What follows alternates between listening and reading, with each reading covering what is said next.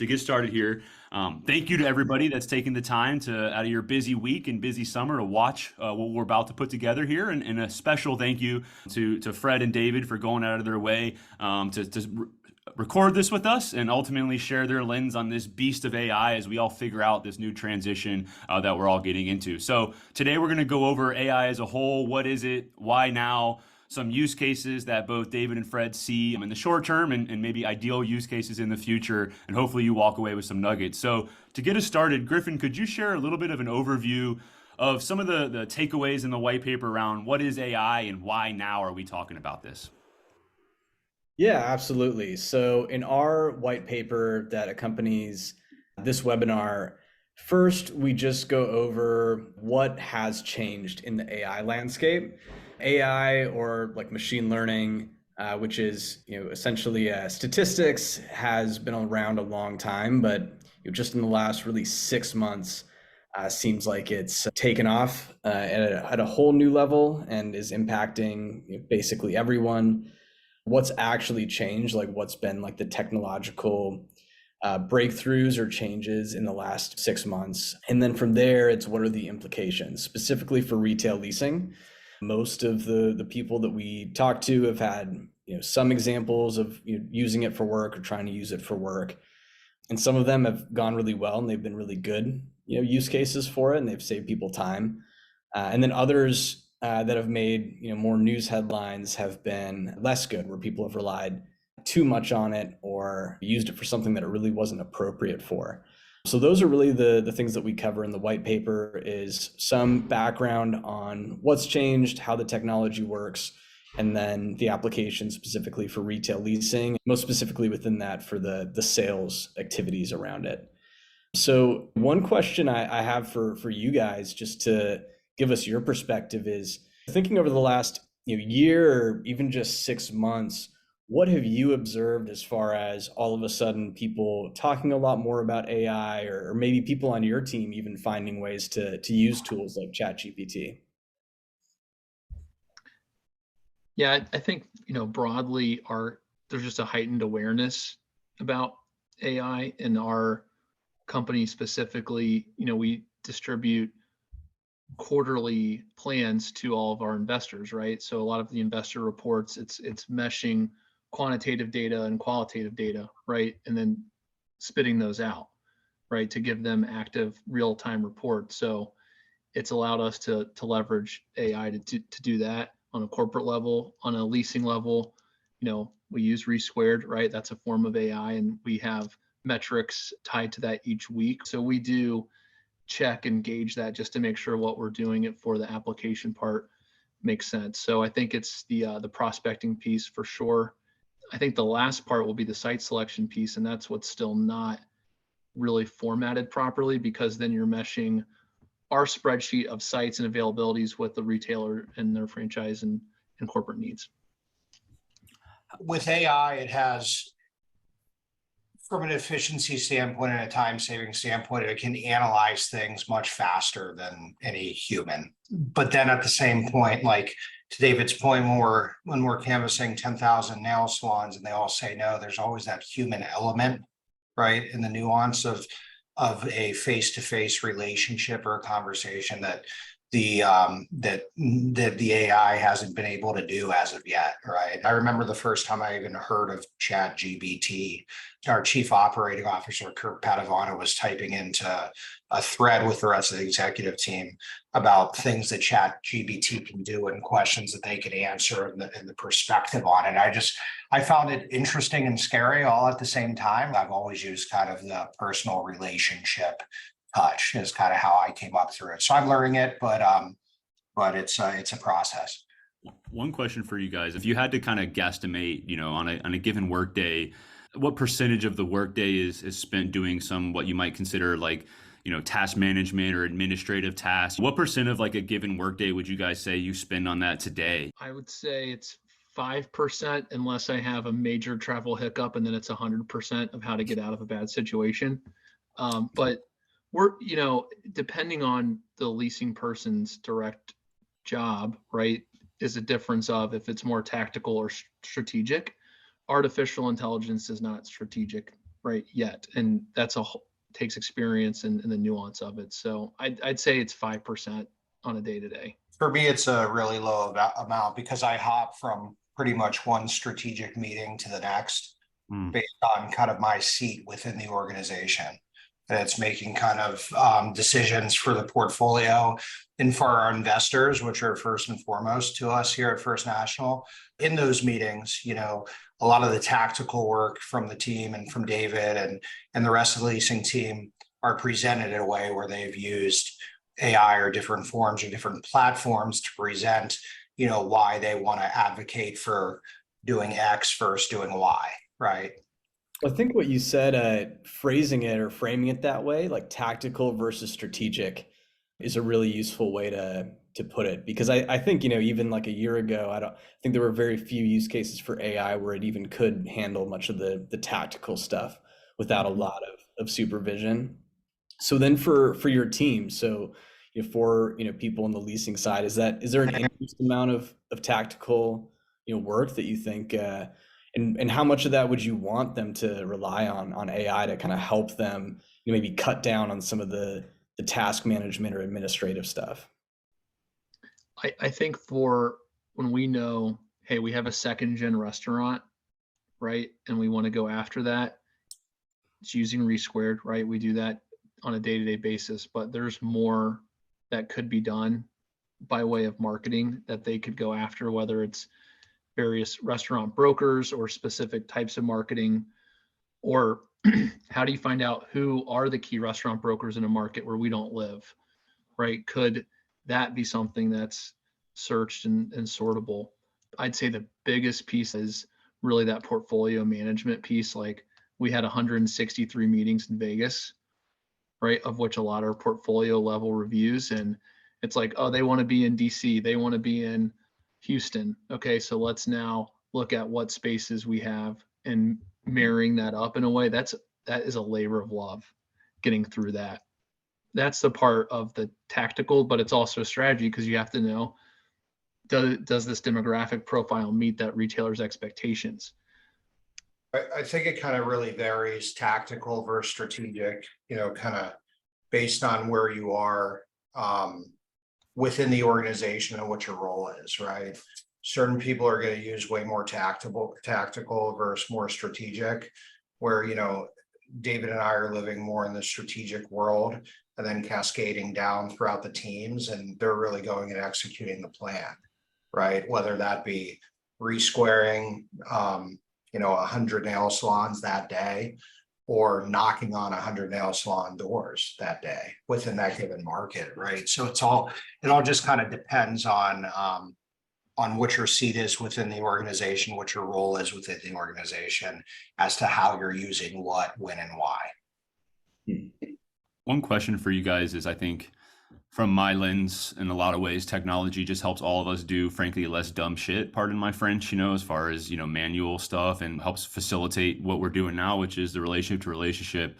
I'm curious if you guys could think back in your career thus far, of any technologies that, you were maybe like unsure of what they were, and like next thing you know, they're commonplace. I'm just curious if you can draw any parallels to AI, to other technologies that surfaced while kind of in the midst of your career.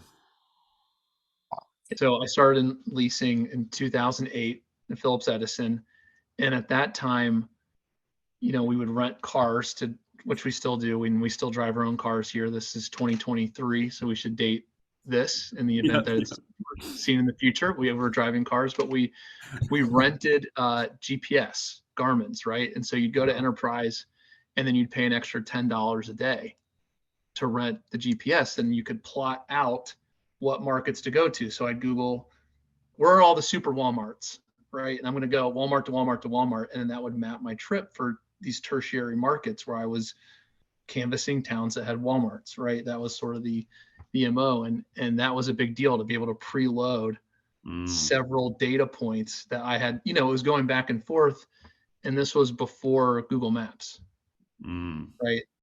And then some reps were just printing off MapQuest. You know what I mean? Like that was what people used. So that to me was I was looked at as maybe ahead, right? But now looking back, like I don't know anyone that has a GPS now, but that was something that's long gone now, I think. And it really wasn't even that long ago. What do you think? No, it was 10 years ago. Can you think of any examples too, Fred? Yeah, so David actually took mine. I should have cut you off. Oh no. I have two examples. So I started May 5th of 2008 with the Cafaro company. And sorry, Anthony, if you're watching this and you're going to see what I'm about to say, but I'll never forget one of the first things that I had to learn when I got my first property there was a driving tour. Was, if a tenant comes to town, we're going to take you on a driving tour of Monroe, Michigan, of Niles, Ohio, of Paducah, Kentucky. And the driving tour was typed out, right? So it was go north on I-93, take a left at the second cow pasture. Don't take a left at the first cow pasture, take a left at the second cow pasture, because the first one takes you through an area that you don't want to see. You want to go around this bend, around this corner. Just seeing how much we've evolved from that. For me, the best way to find retail and to find uses is to get lost in those neighborhoods. And that's really the best way to learn a market, because if you're staring at your cell phone the whole time, it's like, go left here, go right here, go straight here. You're not actually looking, right? You're looking at the phone and then you're looking up, right? So that's the one con that I found about that. But yeah, no, you've evolved, immensely from that. Also, I guess the other platform, there are a bunch of different platforms I've been exposed to since I've gotten into commercial real estate. But the one that I have found really impactful, and I'm not just saying this because I'm on with you guys, is Resquared, because of the ability for us to get in front of so many tenants in a very short amount of time. There's no other platform that I've seen where I've been willing to say, look, you guys go do it, go, I get it, right? Because, the return on the investment in doing one deal for us is immense. And that took me 13 years before I got to you guys. So throughout that time, I used many different platforms, but really this is the only one that we're using to source local tenants other than knocking on the door. Makes total sense. And I think both of those, scenarios that you guys laid out, I think are so telling in the time saved. But I'm curious, if you guys got to have your own personal assistant, AI, kind of Jarvis, what would you name him or her? And what would be like a task that you wish that you could just wave a magic wand and that he or she would do for you? David, you want to name first? Well, I would have two AIs to do different things, right? So I'd have Rosie, from the Jetsons. She'd more be like, hey, help me with the travel, more conversational, right? Hey, can you book this? Make sure it's a short flight and it's Delta and direct and all that. And then I'd have Chad, and Chad would do like the things I really don't want to do. And that would be responding to people that I haven't responded to yet to tell them I'm not going to respond right away. Right? Just like Chad just buys me time for low priority activities. And he's like kind of a jerk, right? But those would be my two. He's like the bouncer of David's time. You got to get through Chad to get through to get to David. That's hilarious. If anyone gets offended, you're like, hey, sorry, that's just Chad. It's Chad. Reel him back. That's awesome. So I'd have Allen Iverson as mine. He always has the answer, right? So whatever there is, I'd have AI doing it for me. And then the other one is just to probably clean up the nonsense in the emails, right? Because we get a lot of emails, and David will tell you, like, I'm historically really bad with email. And it's brutal. So so I'll blame the email traffic on Fred Flintstone, not Fred Battisti. I love those examples. Nice. Griff, you want to jump in with any questions? I got a couple more. I just want to make sure I'm not stealing. I mean, I think that in terms of just some of the like concerns around like AI and technology, we've talked to some teams, not just in commercial real estate, but like, across industries where, they're restricting the use of, these tools like ChatGPT and things like that out of concerns over, sometimes it could be like data security, like if the companies are using it to train their models. But the biggest one that I see that, Fred, I think you alluded to, is people relying on it without understanding the task at hand themselves. Like you mentioned, just relying on your GPS, people don't know the actual market. They couldn't get around without their GPS. Some of the headlines we're seeing is attorneys not actually verifying whether or not the cases that ChatGPT is referencing are real or if it just made them up. So if you have people, working on contracts or leases and they're not able to actually verify and they're just relying on AI to kind of do the work for them without really knowing if it's right or wrong, that poses a pretty big risk to some mistakes. Is that something that you guys like foresee or have any concerns about? Is people leaning too much on this, maybe especially if they're early in their career and they should be learning it themselves?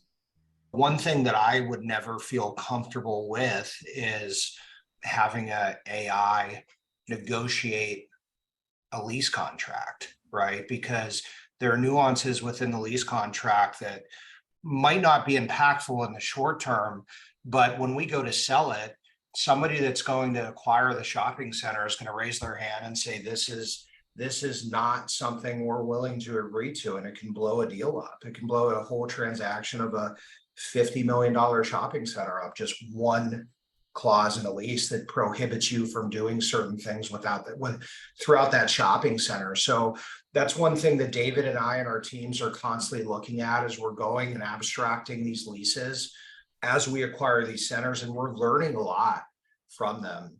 We're learning what to do, and we're certainly learning what not to do, because we've seen it where we've missed something during an acquisition that is coming back and causing a pain point within that specific shopping center, right? So that's something that I personally wouldn't feel comfortable with. Also, going back to my early days when I was with Cafero, the first thing that they did is they gave me a lease and they said, you've got to learn this and you have to understand what every single clause means and how each one affects the other.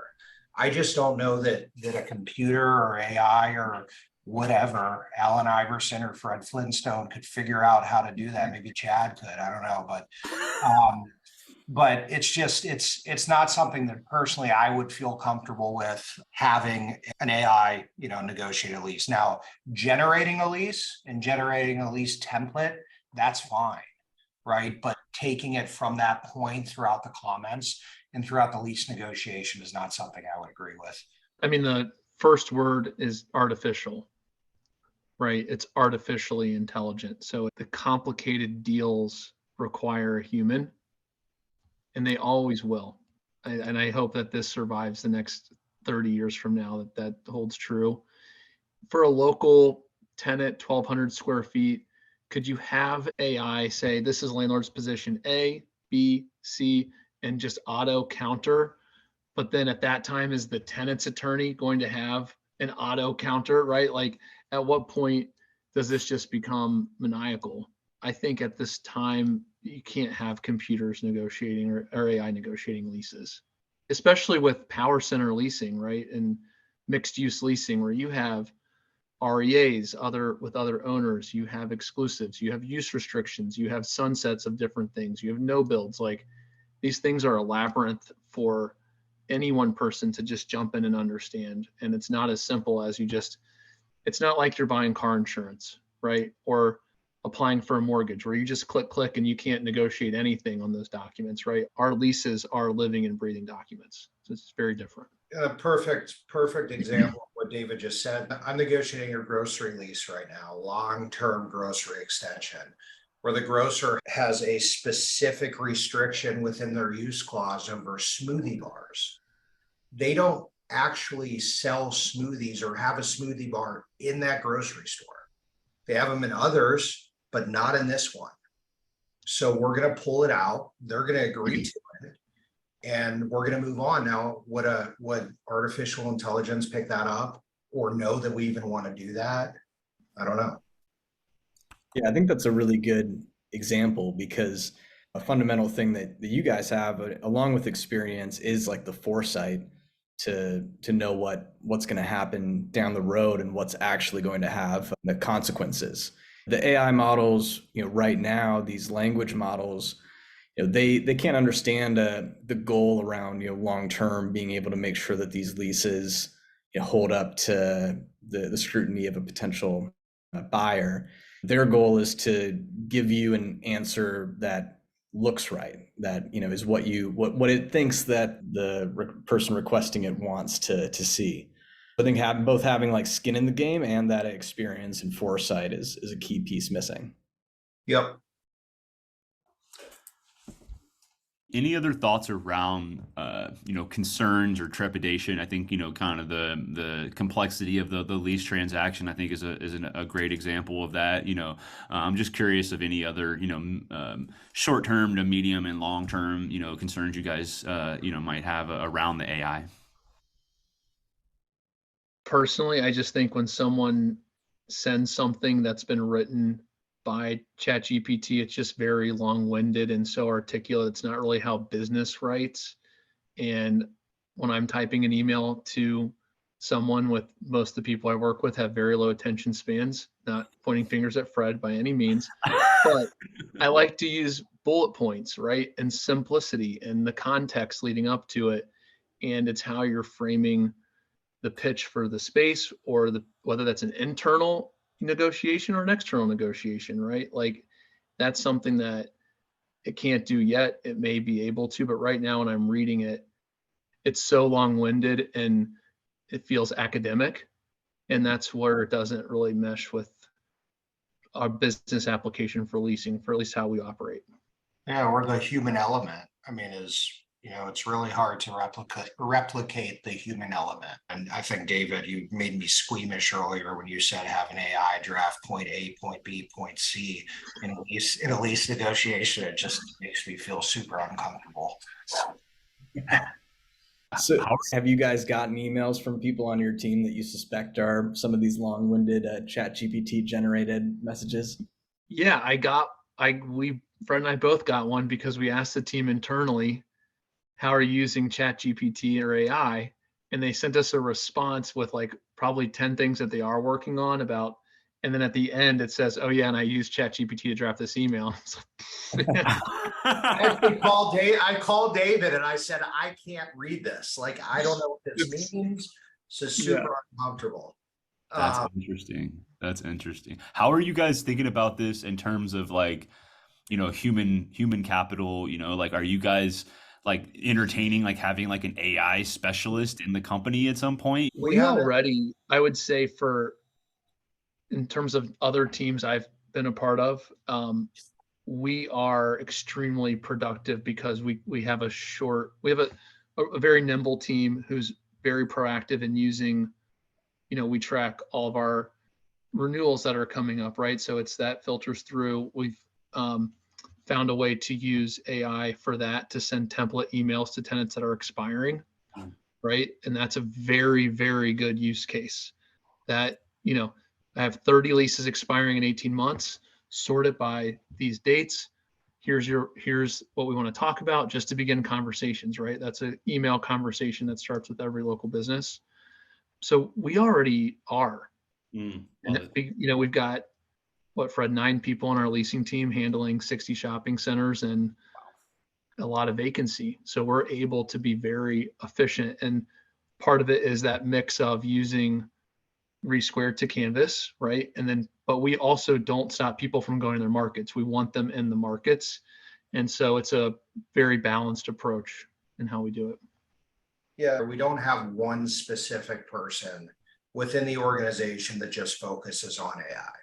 Each department is using it in different ways. It kind of falls on whoever is the head of that department to make that recommendation as to why. So in order to be efficient and get in front of the most retailers possible, really the regional retailers and local retailers, when you do not live in those markets, it is paramount for us to use Resquared to be efficient, to then do what our core values are, which is generating returns for our investors.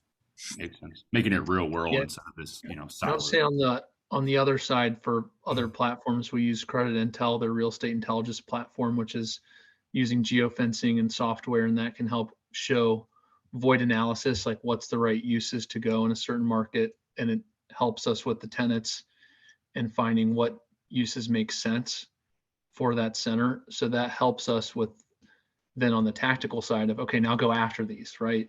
We know it's a void for, there's no salon suites in this whole market, right? And you've got 6,000 to 10,000 feet, then you can then produce the list of who is that and go after it.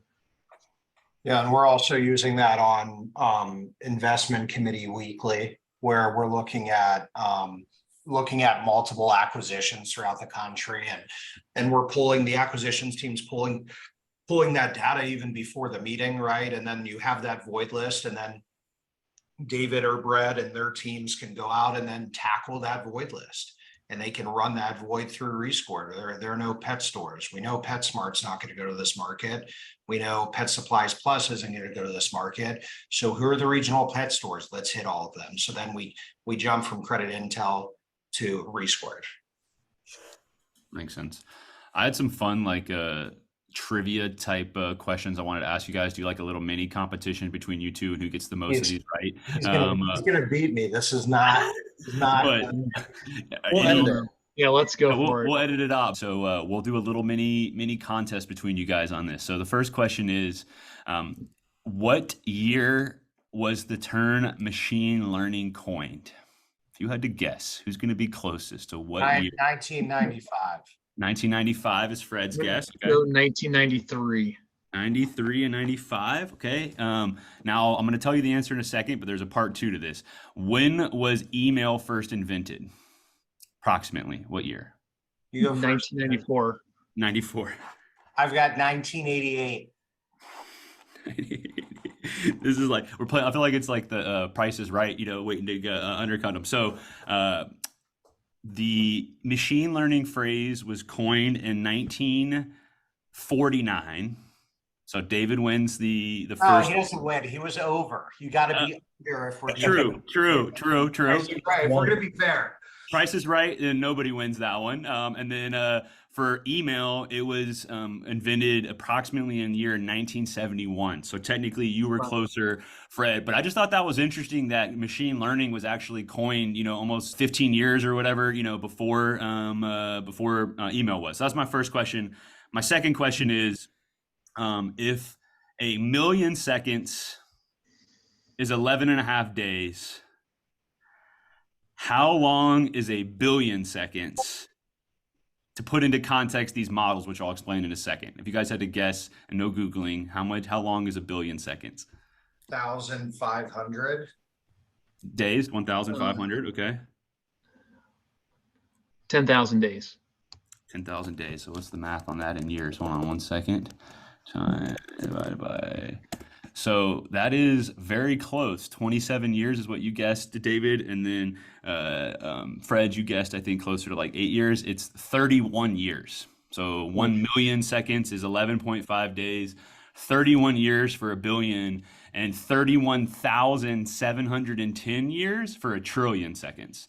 And the reason I mention that is it puts into context some of the reasons why AI is so prevalent now is the data is just so much larger, like the parameters, and then the models itself, and then the computing around it. And then my last question is it true or false? The Oxford University was founded before the Aztec Empire. True or false? False. False. I think it's a trick question. It is true. So yes. So let me give you the exact stats here.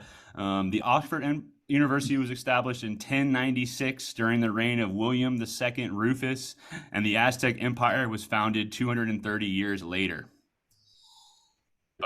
Yeah, I think that's still in debate. Let's see what the research reveals on this based on our ice age and when it really happened. Fair enough. I'd like for you guys to edit. My answer is true, so David and I tied. There we go. We'll work right. some offline magic. So I know those questions were a little bit corny, but I just thought it was interesting with the depth of the machine learning and the amount of parameters. But at the end of the day, I know you guys are super busy, and so taking time to talk to us just really means the world. So thank you guys so much for your time.